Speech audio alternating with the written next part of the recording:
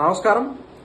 జగన్మోహన్ రెడ్డి గారు తన 5 ఏళ్ల ముఖ్యమంత్రి పదవీ కాలంలో నర్సీపట్నంలో ఒక మెడికల్ కాలేజీని కట్టి పూర్తి చేయలేకపోయాడు.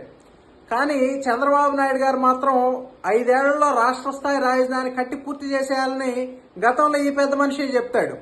ఒక మెడికల్ కాలేజీ పూర్తి చేయలేనటువంటి వ్యక్తి రాష్ట్రానికి 3 రాజధానులు నిర్మిస్తానని ఎవరి చెవిలో పూలు పెడదాం అనుకున్నాడో ఎన్నికల ముందే ప్రజలు గమనించారు కాబట్టి మీ పార్టీని 11 స్థానాలకు పరిమితం చేశారు.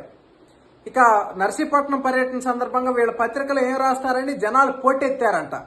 గతాన్ని మనం గమనించినట్లయితే సిద్ధం సభలకు జనాలు పోటెత్తారని రాశారు. లోకేష్ గారి పాదయాత్రలో జనమే లేరని రాశారు. అసలు లేని ప్రమాణ స్వీకారానికి వైజాగ్ లో హోటల్ రూమ్స్ అన్ని కూడా బుక్ అయిపోయినాయి అని రాశారు. ఇవన్నీ ఎలా అయితే అవాస్తవాలు అని ప్రజలు గమనించారో ఇది కూడా అంతేనండి ప్రజలే తెలియజేస్తా ఉన్నారు. మీరు ఎన్ని అవాస్తవాలు ప్రచారం చేసినా రాబోయే 10 సంవత్సరాలు కూటమి ప్రభుత్వానికి అండగా ఉండాలి ప్రజలందరూ కూడా నిర్ణయించుకున్నారు.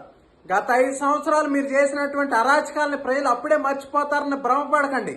కాబట్టి వచ్చే ఎన్నికల్లో అయినా సరే కనీసం ప్రతిపక్ష స్థానం దక్కించుకోవడానికి ప్రయత్నం చేయండి అని ఈ సందర్భంగా తెలియజేస్తా ఉన్నాను.